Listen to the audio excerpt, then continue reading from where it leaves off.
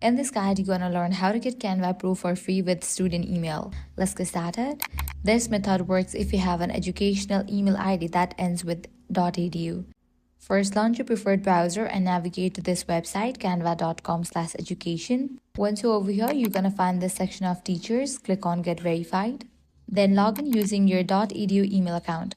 Once you log in, you'll see a message confirming that you have unlocked Canva for Education for free. Click on Claim Canva for Education. Next, you'll be asked if you want to join others with the same email. Select No Thanks. Fill in your first name, last name, and other required details. Then they will ask you to specify which subjects and grades you teach. Just complete these fields and submit the form. After that, you will have access to all the Canva Pro features like creating your brand kit for free. You will even see that your account is marked as an education account at the top right.